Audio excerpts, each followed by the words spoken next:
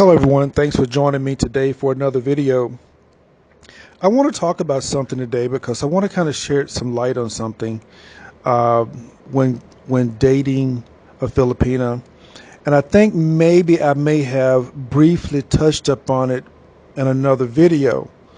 But after something that has happened the past couple of days and discussing something with someone I know, I thought I may talk about this because it's something that we're not considering when we go over there and meet these girls. Now, let's kind of go back a step here. We tend to think people are mature, they're adults when they reach that age of maturity.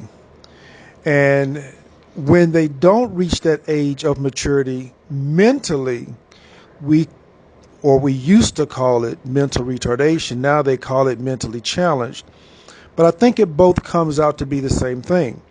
And basically, you age physically, but you do not age mentally. And so this is what I want to touch upon today, because when we go over there, we meet them, in our mind, we're thinking we're meeting an adult. We're thinking we're meeting someone that we can communicate with, we can talk to, they're going to understand, we can have a debate. But that's not always the case, because some people grow up physically, but they do not grow up mentally. So they tend to behave like children. And, when this happens, you can never really get anywhere. So basically, or supposedly, the body chronologically gets older as we age, but our mind tends to stay as a child. And I have 6 things that I kind of thought about, and I want to share this with you because maybe if you're with one now, or you may meet a girl in the future, these are kind of some things you can kind of notice, and it might help you understand what's going on. So the way to figure out that you're dealing with someone that's immature, and I have 6 things I want to go over here.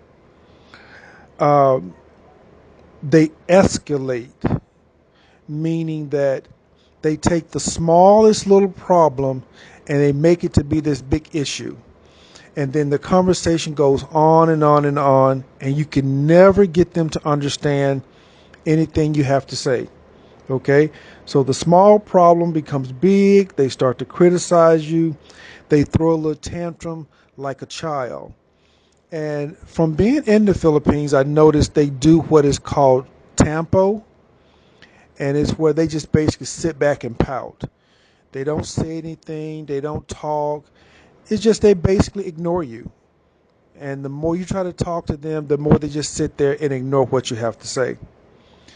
Number 2 is they attack you as a person, meaning that, let's say you and a Filipina get into a deep conversation or maybe an argument, and instead of dealing with the issue, she want to say things that attack your character. She may say something like, "This is why your ex-girlfriend left. You're so dumb, you don't understand. This why nobody want to be with you." Something like that, that basically attack you, but they're not talking about what caused the argument. And I found out that there's actually a technical term for that, and that's called an ad hominem. So anytime you hear someone attacking you as a person, okay, so you have to look at it as though you're arguing about one thing, and instead of them staying on topic, they get off topic and start attacking your character. That's called an ad hominem. So this is something you may want to look out for. Number 4, they have poor impulse control. So basically, an immature person, they are impulsive. They go with the wind. They always changing their mind and going whichever the way the wind takes them. Okay? They don't think things through. And this is what I've noticed with those girls. Typically, a responsible person is going to think about their actions before they do them. They're going to think about this action is going to create this consequence. So therefore, you're slow to react because you may not like the outcome. Well, dealing with them, they don't think that way. They don't think about tomorrow and what may happen based on their actions today. So therefore, like my grandmother would say, they'll cut off their nose to spite their face. Because in their mind, they're thinking that's the way it should be done. So they're not going to listen to you. They're going to be rude. They're going to be careless. And they're not thinking that, well, if I talk to this man this way, he may stop supporting me. If I talk to this man this way, he may kick me out of the house. They don't think of, well, I should behave or be kind to him because I could lose what I have. So this is kind of like that poor impulse control. It's like they get angry, they react, they don't figure out what's going to happen about tomorrow. It's just whatever happens, and they just deal with it. See, that's that immature child behavior.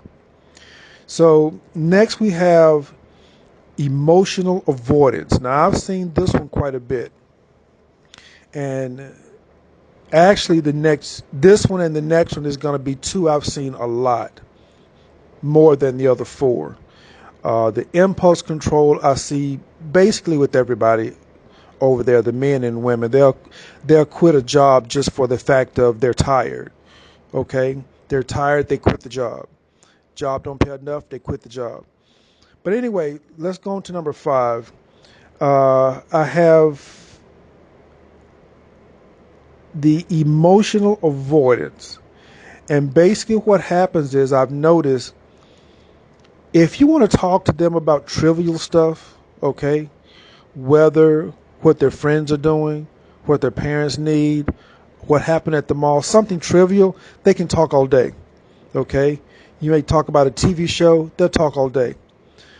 But anytime you're at a point to where what we call you're at a crossroad and you want to talk about something of substance, something that requires some thought, something that's going to require them to be attentive, they will avoid it. And to them, anytime a conversation goes on for a long time, they call it an argument. They'll tell you, I don't want to talk about this. I don't want to argue. When two people talk, it's not an argument. It's called a conversation. And they don't know the difference between conversation and argument. Just because you have a difference of opinion, that's not an argument. So if you can imagine, you like one flavor of ice cream, your friend may like a different flavor of ice cream, you're voicing your opinion on which one you think is best. To them, that's an argument. They think you're arguing about it, but basically it's just a conversation. So they'll basically avoid those tough conversations because they don't want to deal with it, so they avoid it. And to me, that's a big red flag when somebody don't want to sit down and work on something and talk about it. So that one is kind of big for me. So next we're going to have here's number 6. They have zero accountability. And that's something else. As we grow older, we tend to be the first person we are accountable for is ourselves. We go to work, we get the things we need, we take care of ourselves. It's just the way we're taught. We are accountable. As we get older, we have our own family. We become accountable to our family because we know our family is depending on us. In their situation or in their way of thinking, and I call it magical thinking, they're not accountable. Like I say, if something comes up, they'll walk away, they'll quit, and it's all on impulse. I've seen them. I think I said before they'll quit their job just because they're tired of it. That's not being accountable. You can't just think that you're tired of something or tired of a job and quit. But at the same time, they'll sit back and tell you that their family needs something. When you are accountable, it means you're basically going to be responsible for yourself and for your family. Okay, if you got children, you're going to know that I got to keep my job or find a better job because I got to support my kids. But first, I have to support myself and then support my family. So that accountability thing is very big. But what they'll do is they won't be responsible that way. They'll pass the blame to someone else and says it's their fault that it's like this. It's somebody else's fault that they don't make the money that they need. It's somebody else's fault that they don't have the money to buy what they want. And the scenario goes on and on and on. So basically, these are just a few things just to kind of give you some food for thought. And during your interaction with them, just kind of make a mental note and tell me if you see any of these traits. Because these are things you have to remember that in their mind, they're not taking this as an adult would do. They're not handling things like a mature adult. Yes, they are of age physically, but mentally they are behind the times. So be aware, make a note, and keep your guard up. So until the next video, like, subscribe, share, and be sure to hit the notification bell, and I'll be looking forward to you in the next video. Take care.